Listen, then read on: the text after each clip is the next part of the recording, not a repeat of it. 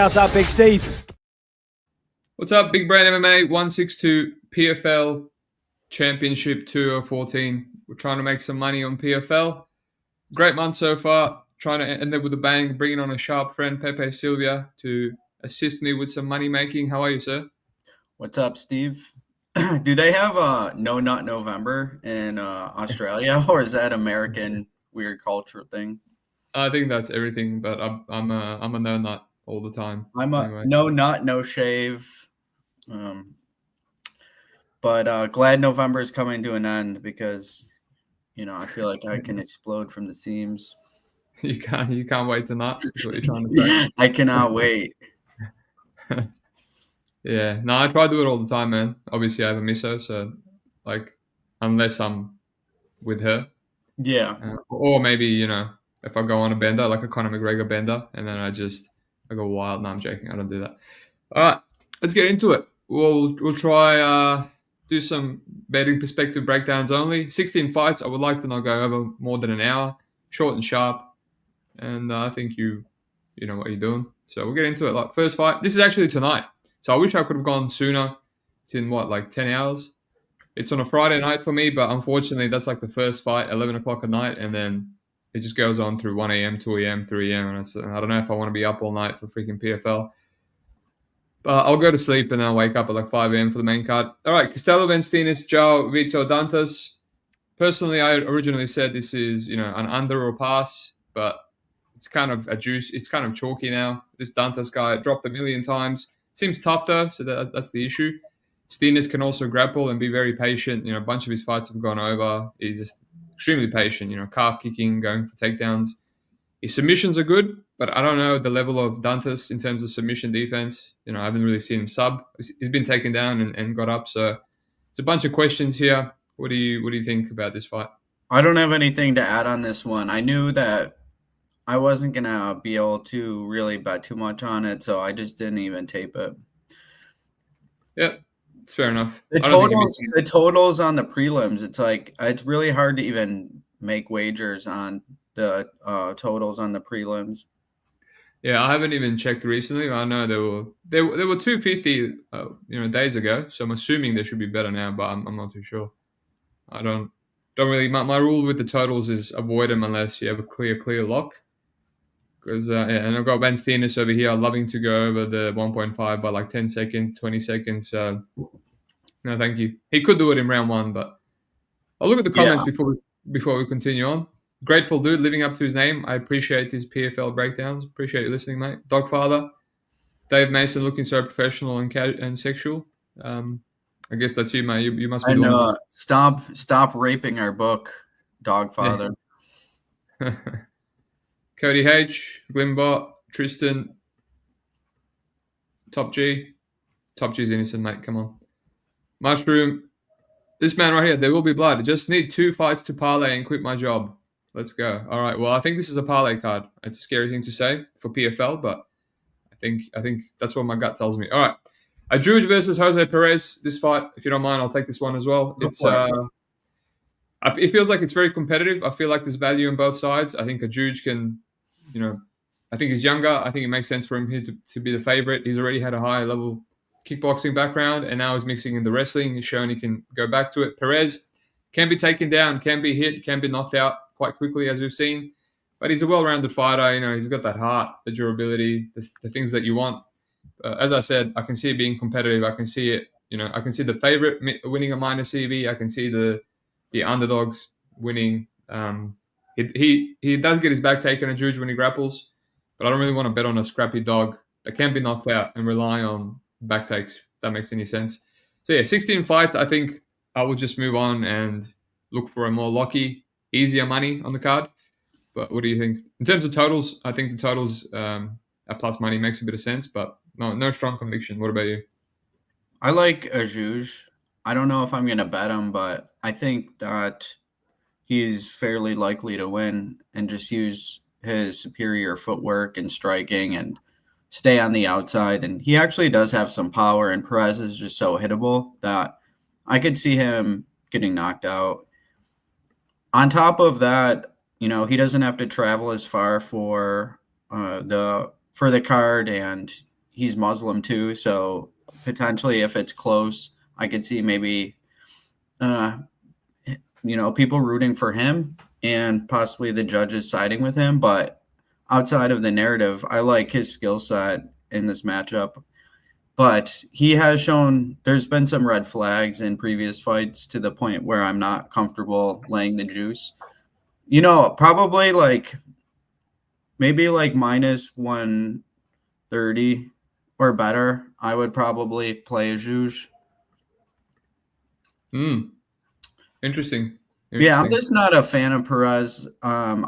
He's just way too hittable for me. So I think Adjoudj can just, stick on the outside and kick him and outpoint him. Yeah, I will add to that. He is going to a lot of wars in CFFC against fighters that I think are a lower level than Adjoudj. But he's a guy that can kind of pull out a win out of his ass too. So yeah, and he's got the better cardio, it seems like. So if it's 1-1 going into round 3, you don't want to be holding on to an Adjoudj, minus 150.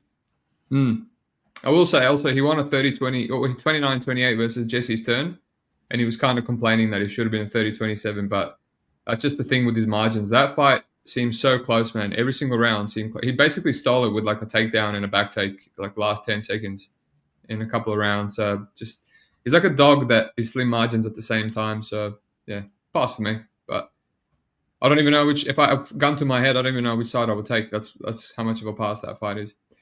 All right, speaking of pass fights, we got Gabriel Braga on 1 day's notice and minus 200 versus Jeremy Kennedy. Do you have a strong lean on this? It might be hard. No, I didn't. I didn't tape this one since it was just booked today. So I'll do the little bit that I've taped. Obviously, I was going to do Pinedo inside the distance versus Kennedy. I'm not really Kennedy stan. He'll grind his ass off to a decision. No jiu-jitsu, no power. He did hurt people. I think a lot of us want people a plus money there, which is a bit of recency bias. But he didn't really do much up until that point. I think people was extremely washed. Might be a good time to fade people in another fight. But yeah, I think he might try hold on to Braga. We've seen this fight a bunch of times. Gonzalez tried to hold Braga down. Bubba Jenkins tried to do it. Khizriev could not get anything going in terms of wrestling. He hit one takedown in 15 minutes, which was quite a decent performance. We'll talk about Khizriev later. Yeah, I think Jeremy's going to hold on to him against the cage, this and that. And then I think eventually Braga might knock him out. So that could be the side. That could be the play personally. But, I put this photo up because just to see how he looks on 1 day's notice. Doesn't look bad, but we just don't know. He looks great. Yeah, you have to assume these guys are training, all right, for PFL. We see it in KSW all the time. KSW is the promotion known for after weigh-in replacements. They weigh in and then they get sick and they literally have a fighter go in, which doesn't happen in the UFC because the commission doesn't allow it. Till we saw Dan Ige do it. So you got to, and they win. Half the time they win in KSW. So you have to assume these guys are ready, Gabriel Braga. Surely he is. Surely they said, look, there's a chance you might be on this card. And it's in Saudi Arabia, right? Yeah. So he obviously took a premeditated flight already to get there. So he was prepared. But yeah, minus 200, I don't know. It's probably value, man. What's Jeremy's path? A really slim 15-minute grinding decision? Yeah, I mean, that's always how it is with his fights. But Braga, I think Braga's get-ups are probably good enough to keep him out of trouble to the point where he's not getting completely held down like Emmanuel Sanchez was against Kennedy. And Emmanuel Sanchez just has no hips. I don't see Braga. Braga's not like that. I mean, he has been taken down before, but his get-ups are decent. Yeah, I mean, I agree. Sanchez and Pedro Carvalho, some of the worst takedown defense you'll see. It's just really good matchmaking. And Sanchez had a little bit of hype back then, but I think he lost 4 in a row after that. He's on 5 or 6 in a row now. He even went to regionals and lost there too. So yeah, it's just good, fortunate matchmaking. I've never been a fan of Kennedy. I know him well. From the UFC as well. All right, let's move on. This is an interesting fight. Because I know a few people playing Bagley, and he's still an underdog for some reason. Sharp people that put piece of money on. Obviously, the line keeps bouncing back. Do you have a opinion on it? Yeah, I like the Bagley side, And you're another one then, eh? yeah, Trabelsi he strikes me as a flake, honestly. And the biggest reason why there's a few reasons why I like Babley in this matchup, but the biggest thing is the cardio. Slim's cardio looks really, really sketchy. He and Babley just seems a lot more athletic. Babley's a lot more comfortable on the feet. Even in the fights that have gone late, Babley's he's bouncing up and down. He's comfortable. He'll calf kick. And, the thing is, Babley hasn't really fought anyone who can test his grappling. So there is a bit of guesswork that you have to do. But on the same token, Trabelsi hasn't really fought anyone that has decent grappling outside of Franklin, and Franklin doesn't even really have good grappling, and that fight ended inside of a round. So there's not too much that I want to extrapolate from the Franklin fight, but even going back to his amateur career he gave up that submission so easy, and I just think he folds to adversity. He's not going to have the cardio to. I think Babley's going to be able to scramble with him. He's 28 years old. Yeah, he's kind of small for heavyweight, but he's got a thick athletic build. I think if Slim gets him down, Babley's going to work his way up. He doesn't strike me as the kind of fighter who's just going to accept bottom. Whereas Trabelsi, I do think there's some quit in him. I don't think he's as mentally strong as Babley. I don't think he's as athletic, and on the feet he's really uncomfortable. Yeah, he might have the longer reach, but I think Babley can hurt him with leg kicks. I think Babley could get him in bad positions. I've seen Slim mounted multiple times, by that fraud on Aries. I actually tried to fade him, Trabelsi, with that fraud, and he had him mounted. He had him in a rear naked choke, but the guy gassed out in 3 minutes. And yeah, I think Babley has good cardio, pretty decent hardware. If anyone gets a finish, I think it's going to be Babley.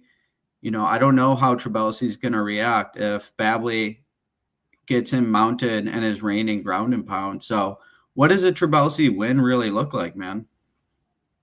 It's just typical grindy decision where maybe he's potentially the slightly better wrestler, I guess like all his fights. I just don't why I have a hard time seeing that happen. I think it's possible. I just think the cardio dynamic is going to favor Babley. So I have a hard time seeing Trabelsi wrestle for 15 minutes.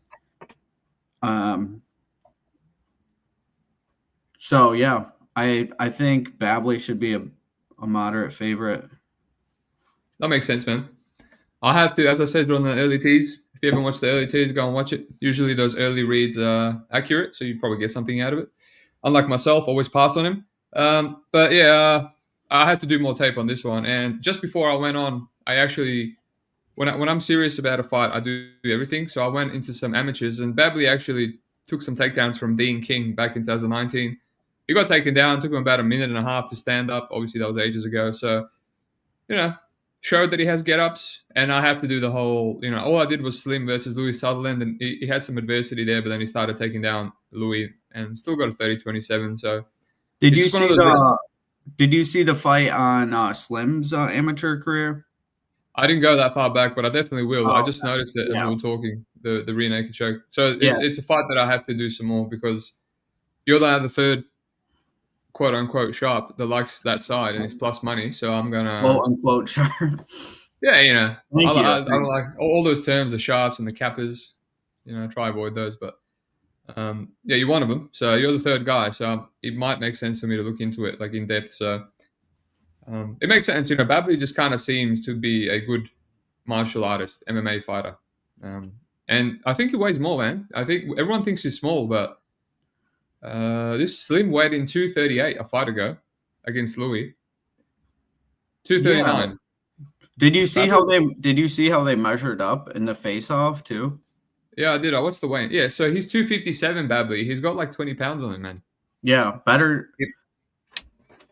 Yeah, I think he's got better hardware. He must be really leg heavy, like lower body half heavy, like thick. Oh, big time. Let's move on. That's something to look into. What do you think of the over? You probably don't like it with the whole flakiness aspect, right? Yeah, I'd rather just take Babley. Yeah, that makes sense. We've got Mohammed Ahmad Bruce Lee. Welcome, mate. I don't think you've ever been in here. Was just listening to you on the couch for a pod. Oh, you're talking to the dog. Don't worry about it. All right, let's move on. Mansour Banoui versus Alfie Davis. I don't know what to make of this fight. Look, it's always scary to bet Mansour at this much minus money. I love the guy, but he never really has a game plan in there other than pure aggression, pure pressure. I love his. It's basically a guy that keeps coming forward and is very aggressive versus a really negative guy. Alfie Davis, always skirts the octagon, looks to strike and move. That could be a game plan that could beat Mansour, but I just think that Mansour might be too much for him. I don't think Alfie really has much power, so I think Mansour could land one or two things and win. And Davies is a black belt. He's taken down this Oscar Onsworth and kind of went for some chokes, but I don't think that's a good idea against Banoui personally. I think he's going to get John Wayne swept, and then it's all downhill from there. So I think Mansour has more power as well. I think he's brutal in the clinch. Almost knocked out a very durable premise. So I'm not really feeling. Maybe it's a parlay piece. Maybe it's under. It's not a fight that I have a strong lean. What do you think? I personally think there's value on the underdog, honestly. Just stylistically, I think it's not. I'm not going to say he's like a really hard matchup for Mansour, but he does have pretty good takedown defense. And if you've watched Mansour's past few fights, he doesn't have the same physicality that he used to have on the road fights. His cardio is not good. His takedowns aren't good. He's still good in the clinch. He's got good elbows, but if he doesn't get an early submission in this fight, I don't really see how he's going to be covering the line unless Alfie fights like an idiot and jumps guillotine or something. I just don't see why Alfie can't just stick and move and keep the fight upright and, just outstrike him, land the calf kicks. He's weak to his legs. I get that, you don't want to play Alfie, but, I wanted to make sure that he had like some semblance of jiu-jitsu. So I went back and he's been training jiu-jitsu his whole life. Obviously that's not his strength, but I just wanted to make sure he wasn't like a white belt or anything. And so, I just wanted to make sure that like if Alfie gets on top, there's a chance that like he can stay safe. And I do think he can relatively do that. Obviously I wouldn't want him down on the ground with Barnway, but if you even like some of his old fights, he was losing that fight on road before he landed that knee. He was down 2 rounds, it seemed like, and then he kind of just landed that. And yeah, it's a finish, but he didn't look good at all in that fight. And, the reason why he beat Piccoletti so easy was because Piccoletti just took it to the realm that he wanted to go to. I think if Alfie just keeps it standing, I don't see why he can't outstrike him. Yeah, well, you make a lot of good points. I will add that guy is an absolute beast. That guy that Banoui knocked out is one of Khabib's dudes. But yeah, he's always been a really bad minute winner. Like just pulls guard and which you shouldn't really be doing in MMA. Like pulls guard, and then if he can't hit his giggler sweep, it's just like losing minutes. It didn't really get up against Primus for a whole entire second round. And he gassed out, and Primus actually rocked him as well because he doesn't really show any respect to the strikers, to the opponent's strikes. I get it. As I said, I got to do some more tape on this one, but I know for a fact that Alfie is quite slim margins. Like he's got that draw versus, what's his name?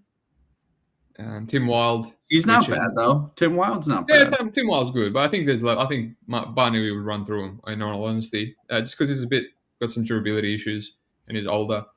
But yeah, let's move on. I can't fall. What about overs? Barnwee kind of seems like he lacks physicality though. It's weird. He kind of does and he doesn't. Like with his wrestling, he does because I think his wrestling is just bad. But when he's like got you in the clinch and he's ragdolling you and he's like landing those knees, it just seems like he's very wiry and strong. I don't know. Dogfather and I were talking about it, and we both suspect that he used to be on steroids and he's no longer on them anymore. Even his back, he lost his lats a bit. His cardio is a lot worse than it used to be. You know, a lot of that is kind of just aging, but I do think, you know, he might have been on the juice and he's potentially off now. It's possible, man. It's possible that when he won that road to UFC, I think that was like a lot of money. I don't know if it was like 500,000 or something. And then he's like, it took like 2.5 years off. And he's like, all right, if I'm not fighting, then why would I take the steroids anymore? I won money. I won 500,000, you know, let's retire. So probably doesn't think there's a point of coming back on roids if he's just kind of in his last little run. I mean, he's still a world-class fighter. He just like ran through Piccolotti on the ground. On another day, he KOs Brett Primus in round 3. Yachi. I think Primus is kind of overrated. He's a weird fighter, man. But we'll talk about him soon enough. Yeah. All right. Getting into the old Afghani title fights. Get excited, Pep. This is why you're here. The Forte. Mohammed Saifi versus Georges Aid. Lebanese versus Iran. Good fight. Two old blokes, 35 and 34. I think Georges is very underrated. Lebanese bulldozer, sick name. I think he's got good boxing, decent enough takedown defense, but if you take him down, he kind of gives up minutes, doesn't really practically get up much. He lost that fight to Oli Santalati, which I don't think is the best aging loss, personally, by split. He landed the more damage, but he just spent the whole round 3 on his back. And some people say that was a robbery, but you know, when you give up that many minutes, that's going to happen.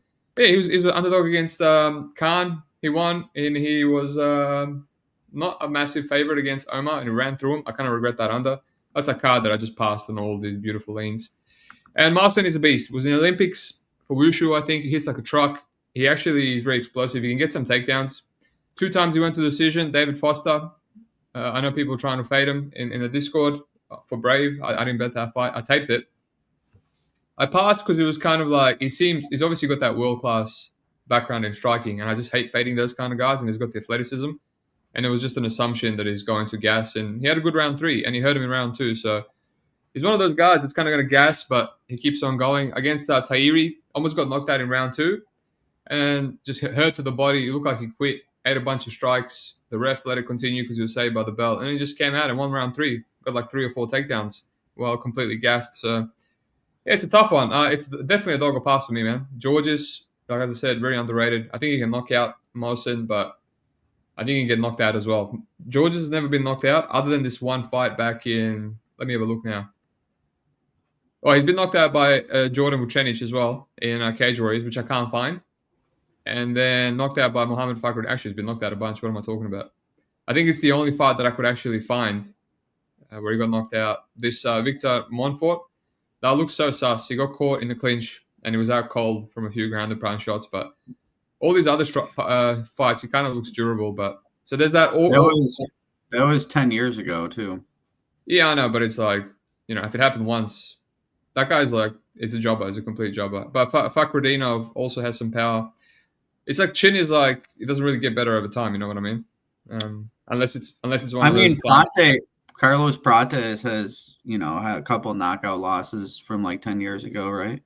Yeah, but that was kind of like he got his orbital. He was a kid and he got his orbital broken by some. This was out cold. This guy went out cold against this Montfort. He went stiff, and that's the only thing I can find really. But anyway, yeah, there's that aura that like tells me maybe he has a bad ching, maybe Mohsen can run through him.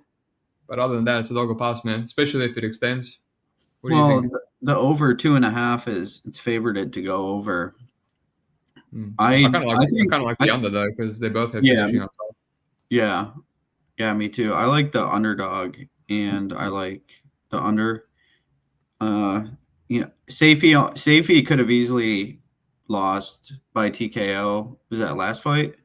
It was where he got saved by the bell. So I think we're getting a generous price because of that fight. It could have easily been called off.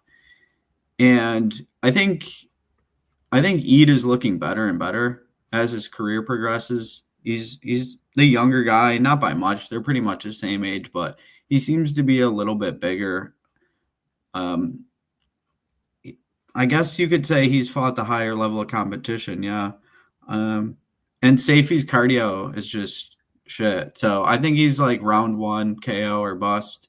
And so if you're giving me the guy who, has the better cardio, I like him. Even early, I think he can hurt Safi.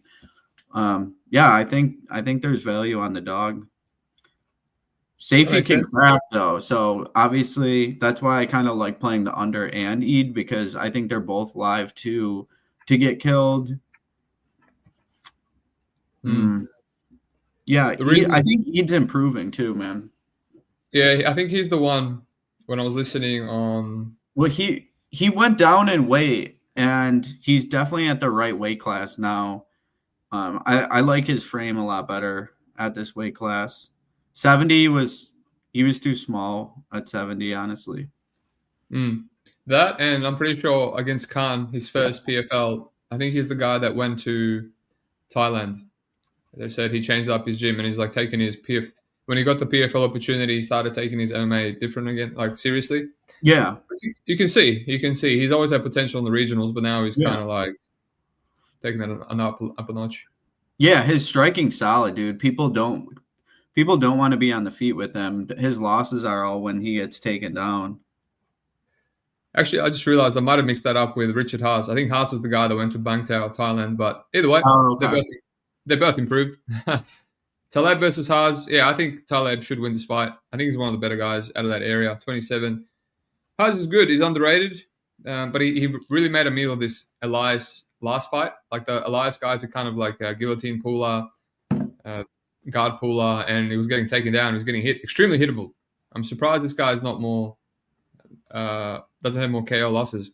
He's actually the one that has the round 3 Jordan Vucenic loss that I can't find. My bad. Yeah. Don't want to seem like a racist that I keep mixing up these Arabs, but it's not an easy tape for PFL. But yeah, he's improved as well. He's got a good. He'll go for takedowns, but he can't be taken down. He got hurt like 2-3 times really badly by Franz Mayambo, and props to him. Survived. They went straight for a takedown. Was in some deep guillotines. Survived. So props to him. Never been subbed. Taleb will do that exact thing. He will rock you, and then he will go for a guillotine. Will he get it? That's the thing. But again, I'm leaning with the under. Taleb's a bit chinny himself. He was dropped by old mate Lockdog Oliveira, and then I really wanted to fade him against Kakarov because of that. He was dropped there too, but he survived. So it could be a bit of a war, but yeah, I think Taleb should beat him. This feels like a levels fight. So I'm surprised by the odds, $1.33. That's a good parlay piece in my opinion. And the under, I don't know what this is lined at on BetOnline. I forgot. I think it's 2.5 plus money. But if you have Bet365, you can get like 3.5, $1.62. It's like 70% or a bit less than 70%. Reminds me of the Cage Warriors under with Hardwick and that Lopez guy. It could end round 1, 2, 3, any point. So, yeah, favorite pass, play some unders. Maybe Taleb submission, Taleb KO.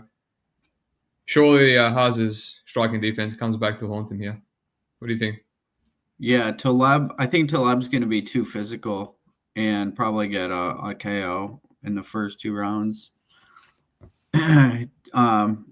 Yeah, I mean, Haas, his path to victory is probably try to take him down and get some top time and try to take his back and grapple him. But I think Taleb will be too physical for him to get down. If he gets taken down, I think he'll be able to scramble back to his feet. And yeah, Taleb is really good. Good power. So I like that angle. Taleb KO. Yep, that makes sense. All right, let's move on. Alaquara versus El Dafraoui. These guys fought before. Alaquara 130-27 in UE Warriors, I'm pretty sure. And the rematching, that was a bit more ago. Omar is only 29. I think it was like 26 or something. Actually, it says it was only 2023. There's a bit of a glitch. It says he's 25, but that was a year ago, and now he's 29. So I think UAE made a mistake, or Tapology is wrong, having him at 29 years of age. But either way, he's a good underdog. He ran through Salawi again, massive regret, and knocked out this other guy in UE Warriors, and Zaydan went to a decision, but he beat the absolute crap out of him, and that should have been under 1.5. Should have been around 1 KO, around 2 KO. Then he got taken down in round 3, which that's his issue. Obviously, he was getting wrestled by Alquara the first time. That's always his issue. He kind of slows down as well. This is a 5-rounder. Alquara probably wins a minus EV. You know, I think he can just go for takedowns for five rounds. Why do you say minus EV? Like, because he kind of slows down and loses position, and he's one of those guys that it looks sweaty until he gets a takedown, and then the first few takedowns he struggles to get, and then he kind of gets it and gets a minute of top time and seals the round. You know what I mean? I didn't think that.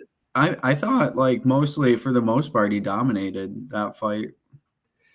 Yeah, he was reversed a couple of times. He was reversed, but I mean, I'm not really using that fight. I mean, just like, I don't know.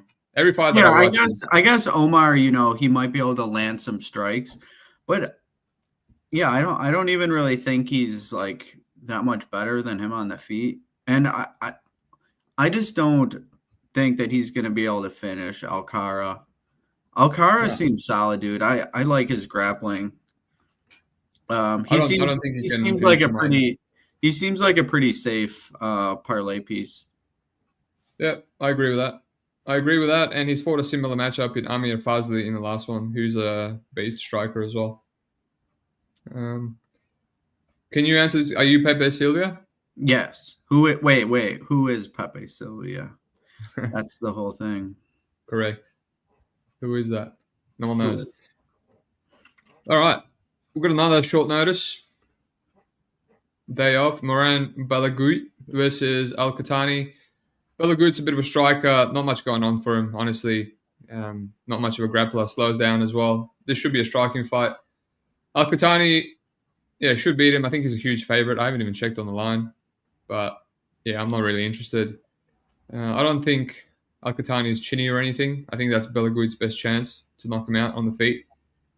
So, yeah, no strong reads here. I guess it's a parlay piece, but I don't want to be putting that out there without strong conviction. Have you looked into this at all? Oh, no. I was going to fade Al-Qatani, though. So was I. That was a really generous line in that other fight. Yeah. Funny. He's a big underdog the first time. Again, regret passing there. And then he he wins a unanimous, but it's like a 29-28 close. And then now he's a favorite in a 5-rounder. In a fight that looked like he was kind of slowing down. But yeah, we lost that fight, unfortunately.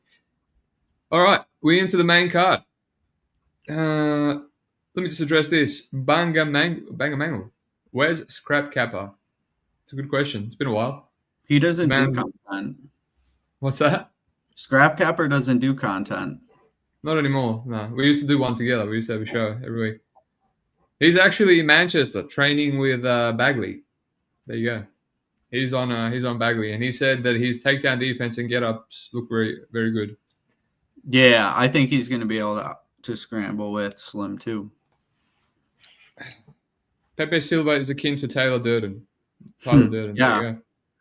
You've seen Fight Club, right? I have a couple times actually. It's Balagout or pass. I mean, you could be right. I assume it's a massive freaking line. All right. Dennis Goldshot versus Oleg Popov. So this is the first fight that I'm this close to locking in a money line.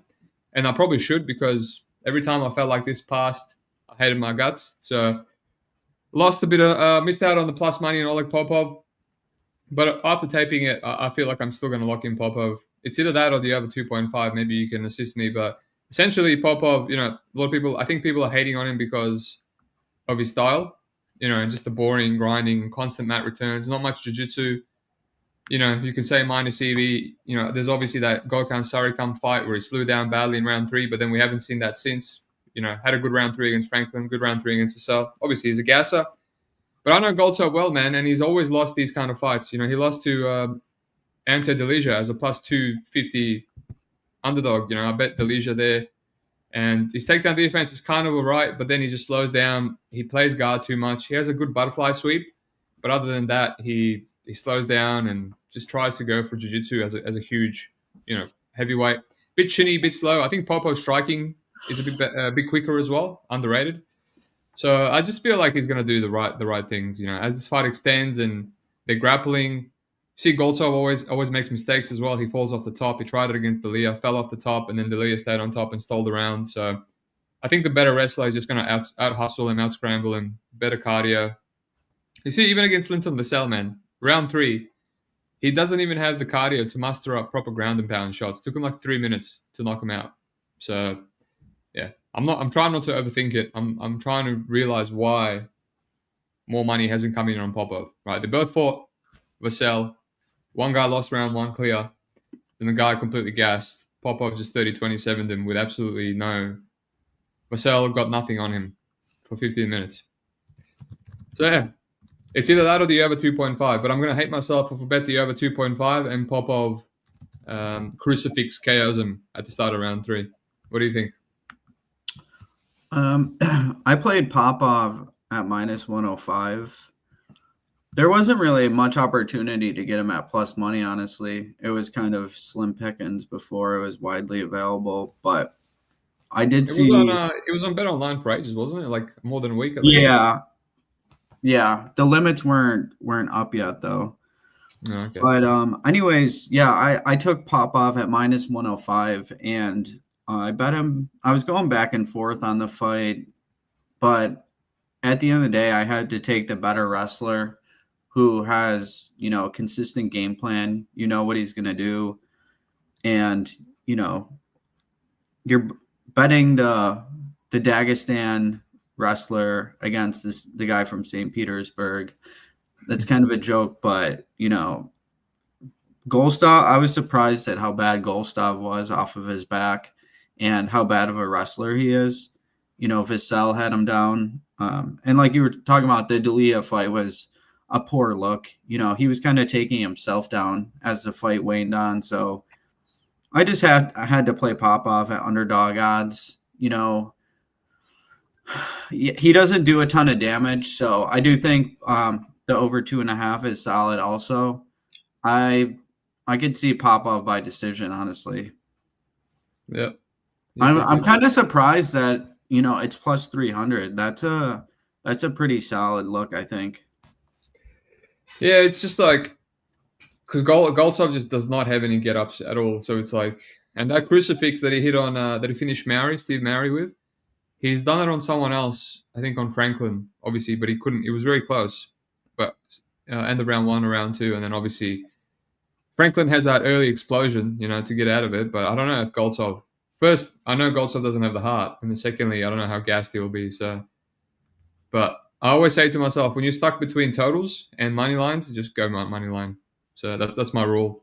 So I think Popov, obviously, if Goltsov KOs him, you lose both. So it's just like, which one do you prefer? They kind of correlate.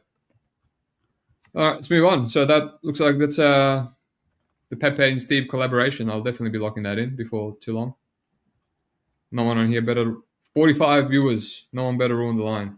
All right. I've written down everyone that was in here listening live. I've written your name down. So Dogfather said in the chat, Popov 4-5 decision plus 270. That's pretty generous. That's really good. Yeah, or I might even do something like super safe, like Popov and over 1.5. On Bet365. Yeah. It would get you to decent enough plus money, surprisingly. I think it's because Goltsov has so many round 1 finishes, it kind of improves that line quite a bit. But I'm not complaining. All right, $1.40 actually. Wow, that over 1.5 is very generous, man. Wow, that's... I don't really parlay totals, but that could be great.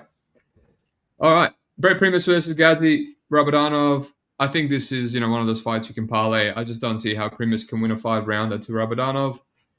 He's too good at submission defense. Too good at. I think I just turned on my. How you could hear it? Yeah. I thought it was gonna just cut me off. He's just too good at submission defense. Too good at rushing coasting. I think he might actually knock out Primus. So I'm tempted on Gadzhi KO. I think it's a sneaky look. Obviously not as sneaky now that he did it to Michel Dufort. But he's got a bunch of KOs. He's got that power in his hands. And Primus is very hittable, man. He was getting kind of lit up in round 3 against whatever his name starts with C, the boxer. But obviously that guy's awful. Just keeps giving up his back. The only issue is Ghazi kind of slows down. So if they're both kind of gassed, I think the KO might have to come in round 1 or 2. So $3.75 for the KO straight. The under 2.5, $4. Wow. Plus 300.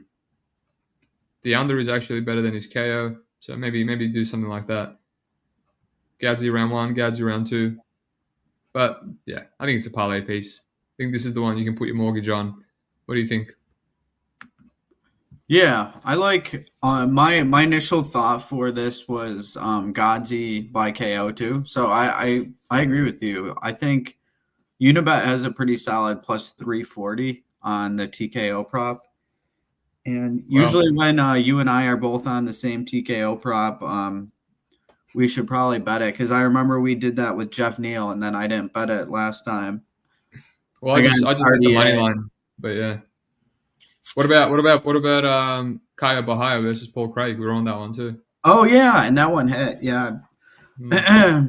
Yeah, so Ghazi by TKO plus 340. That'll be the prop that I give out. The collab prop. And also for this fight, they'll be able to throw elbows for ground and pound, which will obviously help his case quite a bit. But yeah, Ghazi's striking is solid, man. Primus is a gassy, super hittable. Ghazi's going to have the anti-grappling. I think he's just a really bad matchup for Primus. Primus is due to get knocked out, 39 years old, fighting the overall really well-rounded Ghazi. And Ghazi, you say he has bad cardio, but I don't really see his cardio being that bad. He's he does what he has to do to win late rounds. He almost finished Renfro in round 3. Did he get Duford in 2 or 3? I forgot. He got him in 2. I didn't say bad cardio. He just slows down a little bit, Yeah, he's always a little bit sweaty. Yeah. Primus, but he's too good at winning minutes, for that to come in.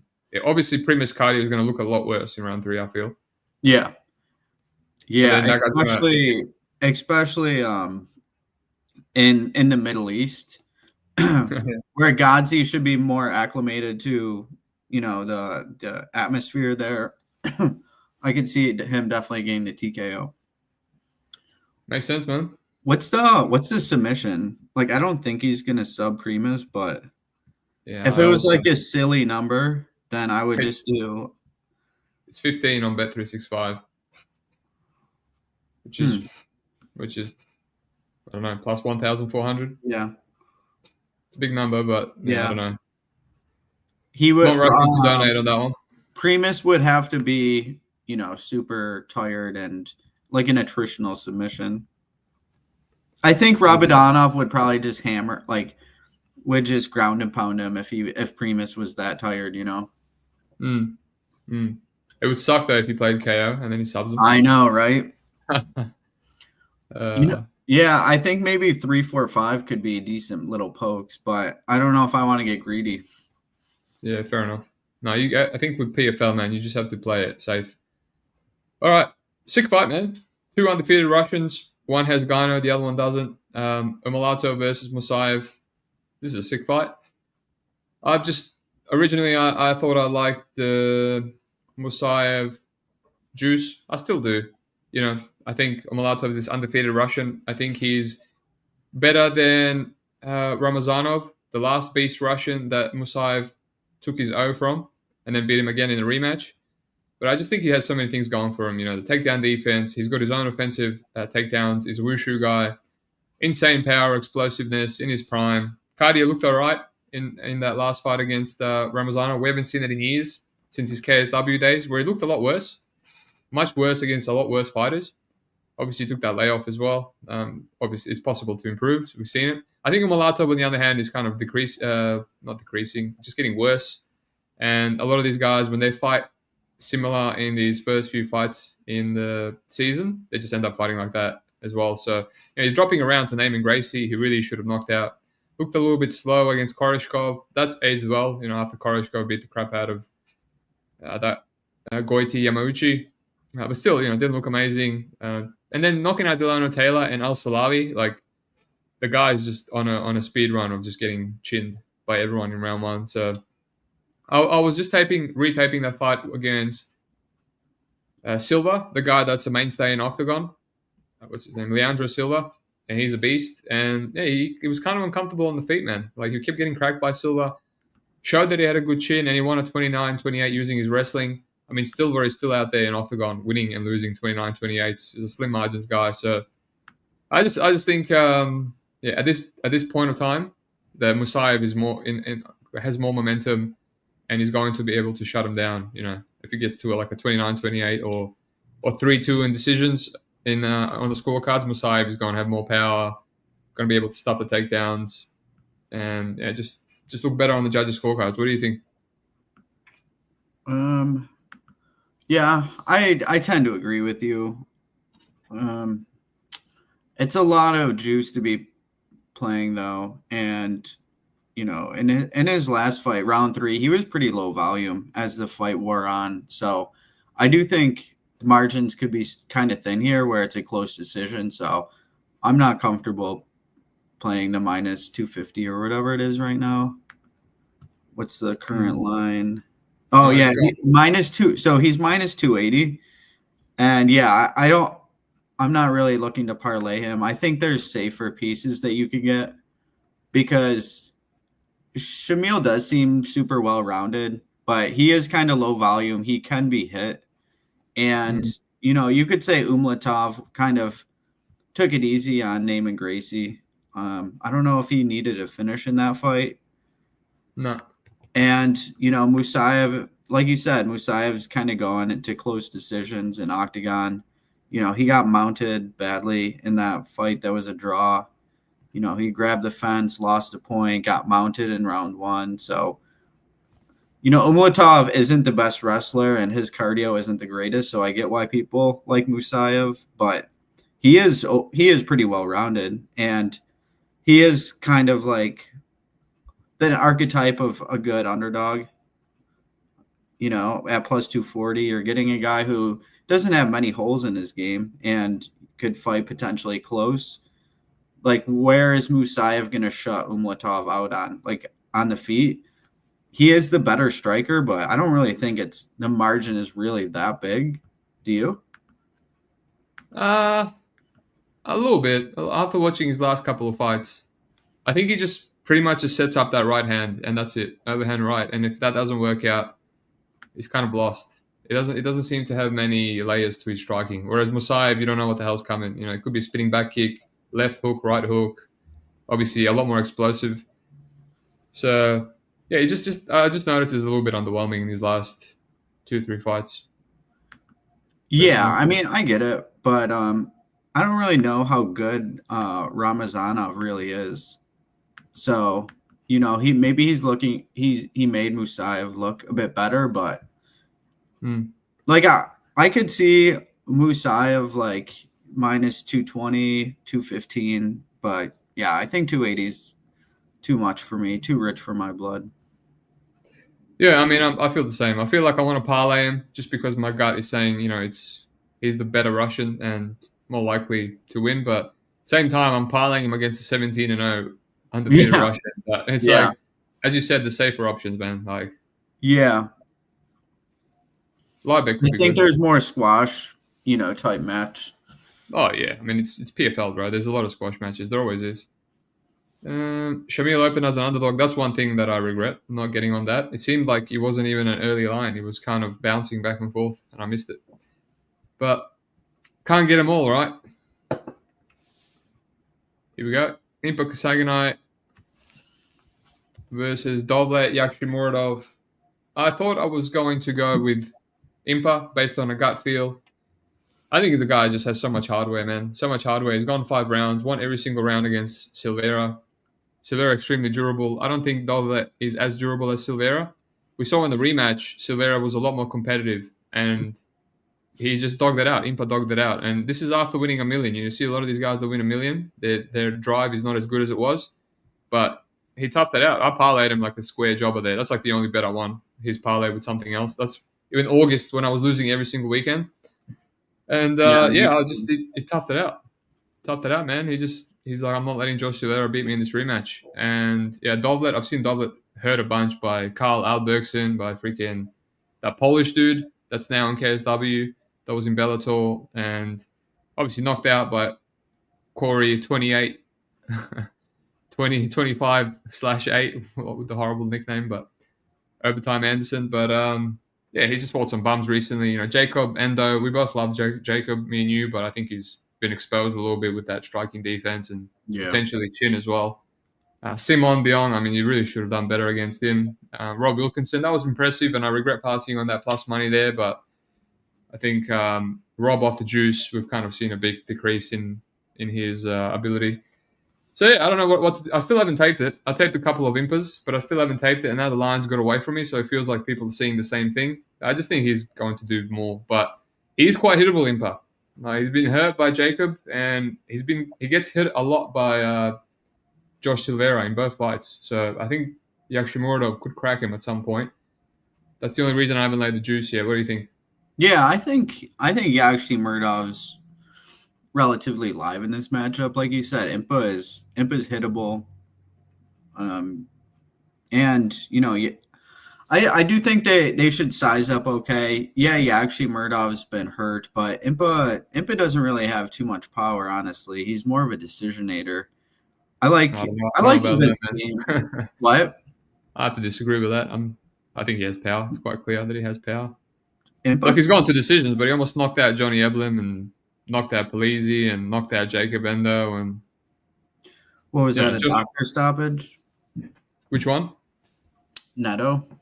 No, he beat the shit out of him. Remember, he was. Yeah, he did. But it was saved by the doctor. But honestly, he should have. If the bell didn't go, he would have died in there.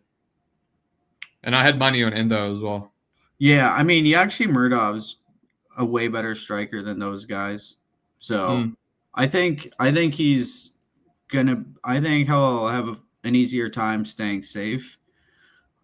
So I kind of like the overs, honestly. I don't know if I'm gonna get there. I haven't played anything in this fight, but I do think it could get extended. Honestly, you know, I think either of them. Well, I think Impa's more live to land takedowns. So I think Yakshimuradov, if he gets tired, he might be able to get taken down kind of easier. And, you know, a lot of time will just slip from the clock. So I could see a GTD, but I would need maybe like plus 150 probably to bet it. But that's all I'm really interested in. You know, Impa, a bit too hittable. Yeah, I don't want to lay a bunch of juice on him. I know he's on a nice little run right now, but Yakshi can crack. It could turn into like a low tempo striking, you know, back and forth fight where it's close. Yep, I agree with everything, man. It's barely plus money on Bet365. Go the distance. It's like plus 100. So I'll have to look into it. I know Yakshi is very technical and good distance management, so it could be a bit of a staring match early on. All right. We're going to address these comments. There's a lot of them, and then we'll move on. Lou Betcha, thanks for listening, my friend. One of the GOATs. Two most perfectly cultivated beards in the space. Shamil gone to draw with a 500 fighter. I mean, man, that was like, we just addressed that 5 years ago in KSW. He seems... Ramazanov, who he beat, is better than anyone in KSW, but it just seems to be a bit better now. You think so? I think it's quite clear on tape, man. What, that Ramazanov's better than anyone in KSW? That he's fought. The guy that he drew with is actually a jobber. Yeah. Brian Hoy knocked him out. I thought you said better than anyone in KSW. Well, maybe. I mean, he's the first guy to beat Roberto Soldic, who's like the 2-division champion GOAT. So maybe he is. Maybe if Ramazanov goes to KSW, he runs through everyone because he ran through their GOAT in 1FC. That's true. Yeah. Yags went undefeated, 7-0 in ACA. Yeah, he's a good fighter, man. He's very good. I remember I lost a bunch of money playing him against freaking Carl, and now when I'm not playing him, he's kind of turned it around. He's being a good underdog. I joined too early. Michael couldn't knock out Josh Silveira. I just said that guy's insanely durable. He just took so much damage. He's insanely hittable, though. Yes, bit of both. Endo nearly finished Impa. I thought that. and I jumped out of my seat because I had the under there, and it was just a 1-2 and kind of dropped him. But good recovery from Impa personally. Corey Hendricks could not wrestle Yakshi. When was that? Is that an ACA fight? Jeez, that was ages ago. Corey Hendricks sucks though. All right, yeah, the overs are a bit juiced, man. But all right, we got a little bit of time before we go to an hour. Let's try keep it relatively quickish. It's getting hot in here. I turned the aircon off and I'm sweating bullets. We got Dakota Teixeira versus Talia Santos. What do you think of this one? I'll let you go. I was just thinking. I was like, when the fuck did Hendricks fight Yakshi Murdov? I think it was an ACA. He used to be an ACA. I know he fought Impa, but yeah, ACA, 100%. No, they never fought. Okay. Maybe he's thinking Impa. Maybe he was talking about Impa, but yeah, for this fight, sharpest chat in the game right there. We talked about yeah, he meant Impa. Okay, yeah, Impa has good takedown defense. So yeah, I get why Teixeira is a big favorite. Her striking is really good. Santos slows down a bit. It's a 5-round fight. Teixeira is the real prospect here. You know, the face of PFL. You know, their gorgeous little superstar, 26 years old, coming into her own, striking with pinpoint accuracy, really good Muay Thai, good knees. But then you have Santos. Then you have Santos, who wins just by top time. You know, she's decent at taking the back once she gets girls down, and she has really good physicality. I think she could potentially have some success early, and take her down. I don't know how. It'll be interesting to see how the grappling transitions go. I know I was kind of disappointed that Bishop didn't test Teixeira more. Teixeira kind of just used her length to avoid Bishop advancing into side. I was kind of thinking that Bishop would get into side and then threaten armbar, but she couldn't really do anything. But what I will say is she got Teixeira down super easy in round 1 and kind of gassed out a bit. I trust Santos' cardio more than Bishop's, and she's the better wrestler, I want to say. So it's a good test for Teixeira. I think Santos is live. That's why I wouldn't want to play Teixeira money line. I think the late round props could be interesting. I think it's going to be super competitive early. Santos is tough. She's super hittable. She's a bit plotty on the feet. So I could see, potentially an attritional finish round 3 or 4 for Teixeira. But the only thing I have on this fight so far is I did take Santos sub when it was 19-1 for a quarter unit, just because if Santos is having grappling success and she gets her down and I don't have the submission ticket, I'll be super upset. I know Santos hasn't gotten many submissions in her career, but she's threatened with a bunch of rear naked chokes that were relatively close on decent fighters, Shevchenko, and I forgot who the other person was. But yeah, if she's having success with grappling, the submission at 19-1 is probably going to look good. And we haven't seen Teixeira's BJJ really tested at all, honestly. Bishop got her down and wasn't able to do anything. So it's a prove it spot for me. Obviously the hype is priced in and I get it. So I don't really think this fight's very bettable. What do you think? Yeah, I mean, I felt like laying the chalk on the Chavo when she was close to minus 200, but then obviously someone destroyed it. I just feel like it's one of those ones where Tyler is round 1 rear naked choke or bust. Obviously, she's been taken down a bunch, and there's questions. How would Talia Santos do against her? Because she's obviously the highest level grappler that she's ever faced. But what she's shown is, I see good get-ups. And obviously, Bishop doesn't have good wrestling at all. I don't think she does. But she got up and she stayed safe. And I just feel like it's one of those, I don't think she's just going to get her back taken and rear naked choke. Maybe I'm wrong. Maybe she's a fraud. But it's just the gut feel, right? It's one of those ones where we need to see it to know it. So I'm not really interested. If anything, I'm just going to leave it and hope to get a good live line on the Cheva, but I think she's different, man. I think she has a bit of, it's going to sound like an idiot, but like Anderson Silva striking to her, right? You don't think she should have that much power, but just the body shots, the clinch strikes, the way she knocked out Bishop. I think Bishop's is insanely durable. I've seen her eat some shots. I've seen her eat a flying knee in LFA, and she just gets up and she has insane chin, and then just the chair just ran through her, man. And I'm like, wow, this girl actually hits like a dude. So I think she's special. But yeah, you know, I think you can just be a square and parlay a lot of these favorites on this PFL and get away with it. I will say this: I don't think I would make Santos plus 280 to any other 125er in the world. Yeah, well, that makes sense.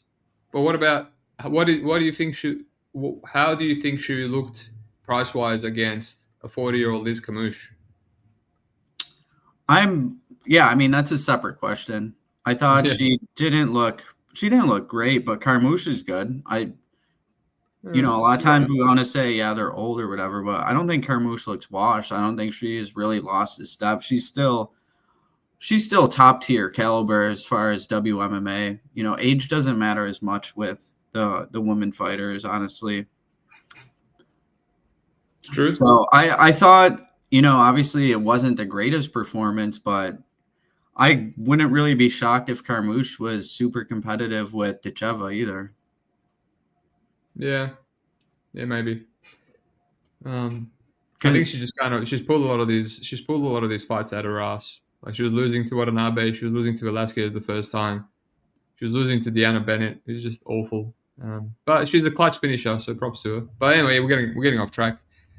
The reason Tristan, surprised if she gets finished, the only reason I kind of think she might get finished is because it's 5 rounds and she gasses, as Pepe said. So if it makes it that far, how many body shots, how many clinch knees can she take, Santos? And but the thing is, what if there's a bit of guesswork that we have to do, because how much do you really want to take from the Bishop fight is the big question, because I wouldn't be shocked if Santos, if she's able to get her grappling going for a couple rounds, honestly. We just haven't really seen Decheva tested late into a fight with like a semi-competent grappler is all I'm saying. A lot of her fights are very clinch heavy, even like on the regional scene, and fights she was winning, she tends to clinch up a lot. She's easy to clinch. She's easy to grab. She's easy to put against the fence. When you put her against the fence, sometimes she just reverses position and holds. She did that again to Shauna Bannon again. She did it in the fight that she went to decision. She actually looks to grapple a fair bit, kind of like intuitively in fights. So I don't know. I think decision is also live. So yeah, I'm excited to see how it plays out. It's a high level fight at least. We get a high level fight in a 5 round. Yeah, it's the best fight on the card in my opinion. Yeah, it's up there. I think the Russians might be better, but it's all subjective, really. Yeah, and as far as like the ripple effect that it has across the sport, like who's gonna really care outside of like the hardcores about that Umlatov fight? Just 2 Russians. Whereas we potentially have the best WMMA fighter in the world fighting one of another top fighter. So yeah, true. Good point. All right, let's move on. Main event. This is probably not the best fight to be in the main event. Both these guys can be boring as shit, but here we are. Brendan Longrain versus Timo Khizriev. Khizriev just went 1 in 6 or 7 for takedowns against Gabriel Braga, and he still won a split. I didn't think that was a split. I thought he won a unanimous, just more volume. And the judges were the commentators were a bit confused as well. Also, the announcer absolutely butchered that. If you watch how he announces that split, he just fucked it up so badly. But yeah, I personally think Braga at current age and trajectory is better and a harder matchup than Brendan. Brendan, I just don't see him beating these Dagestanis, these Russians. He's very old. Not old, but a lot of fight years, 34. He's been knocked out. Took a lot of damage. Been dropped a bunch. Just a lot of favorable matchups recently. Gonzalez, Caballo. Went to a split with Kai Kamako, which is all you really need to know. So I'm surprised by this line. I don't know where it's at on other books, but $1.33 as a parlay piece on Bet365. Well, it's actually dropped as we're speaking, so that's cool. But yeah, I mean that makes sense to me. I feel like that's. I think it might look close, and they even fight the same. They fight the same, Braga and Loughnane. There's sprawl and brawl. Braga has the calf kicks. Loughnane has the calf kicks. But I just think Khizriev is going to be younger. He's going to want it more. He's going to be the better Russian coaster over 5 rounds. What do you think? I was hoping I'd find like a KO or something like I did in the other Dagestani one, the Primus fight. I don't know. Khizriev just barely hurts anyone. Like, he's just so not dangerous. So, what do you think? It's not a fight that I'm interested in betting, honestly. Mm. I don't. I definitely get why Khizriev is favored, but he fought too close against Braga. He looks to slow down a little bit, so I wouldn't want to lay heavy juice on him. But I get it. I see his path to victory. Loughnane is a good soldier, but yeah, I'm not really interested. It might be. I think it's going to be a boring ass fight, honestly. Yeah, I mean, you're interested in Khizriev decision? It's been printing money in PFL. It's too much. It's like, isn't it like 2-1? It's 11 cents better than -200 on Bet365. But I mean, not 1, 2, 3, 4, 5, 6, 8 out of last 9 were decisions. Just choked out one guy in Eagle FC, whoever that was. Yeah, just absolute decision merchant. But yeah, it's kind of like if you like the money line, you just automatically just play the decision instead. And yeah, they are brothers, Khizrievs. Wonder if the other Khizriev is going to fight in the UFC after that eye poke, because they cut his opponent. He's an octagon now. Oh yeah, Muradov, which is a bit of a shame. Yeah, I know we played Muradov in that fight, but I think we got kind of lucky that the eye poke. Same. I think that was mush. I didn't play it, but I just felt like it was mush. Yeah. But that's what annoys me. That's what annoys me. Like, when I have no money on it and everyone is on it, and I'm like, it's mush. I want to see if it's mush, and then that fight never happened. Yeah. And now it's like the biggest cock tease ever. Yeah, I know that was annoying. But I remember, like, after thinking, I'm kind of relieved that happened because I think. And if he fights anything like his brother, they're just, so good at pushing the wrestling pace and winning rounds. His brother's more of a savage, though. He pushes it a lot harder. Teamer's good. He blends his striking and wrestling in really well. Yeah, and he gasses less too, probably because he doesn't push it as much. All right. Should we do some best bets? Yeah, we can do that. Nice and quick and get out of here. I'm going to say I don't have a bet, but one of them is going to be Popov, and you're on Popov, so we line up. So I have to give that one out because that's what I'm going to lock in right now. Yeah. As soon as I get off. And other than that, I'm probably going to do some square parlays, man. Don't come at me. I mean, I think Taleb's a great parlay piece. Alaquara, Gadzi, and probably Khizriev, man. Fucking lock central. Yeah, it has to be.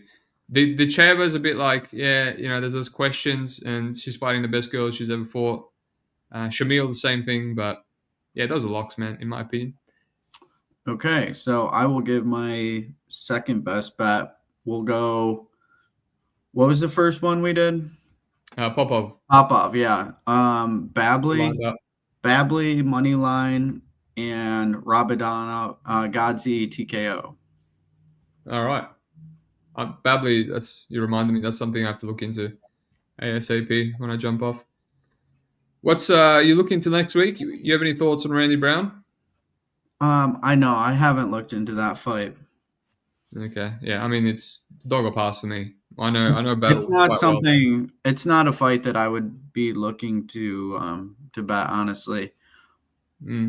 Seems volatile. I was advocating for Brian Battle chalk when everyone was laying the Giussette, but if he's knocked out Giussette, I'm sure he can knock out old man. Hands up. I played Giussette, and so I'm not gonna fade Battle again. He just has the hardware, but he was so hittable against Giuseppe, man. I think Brown could actually punish him. Yeah. That's why I'm contemplating dog or pass. All right, well, people, I don't know what that means, but anyway. Yeah. UFC 310 doesn't have a ton of things that are sticking out to me, honestly, but we can talk more about that. Hopefully our bets come through tomorrow morning. Yeah, just keep it simple, man. Keep it simple on PFL. Stick to the locks, and live bet should be good. A lot of competitive 5-rounders. If I have live bet on Bet365, I'm sure the rest will have other bookies will have live betting. So I have all underdogs so far. So eventually I'll throw a lock parlay in. Nice. Probably necessary to offset all the dogs. Yeah. All right. Anything to add, my friend? No. Follow me on Twitter at Pepe_Sylvia716 on Twitter and fightnumbers.com. Thanks for having me on, Steve. It's good. Good chat. Good chat about fights. Give me some more clarity. And yeah, thanks for listening. Peace out.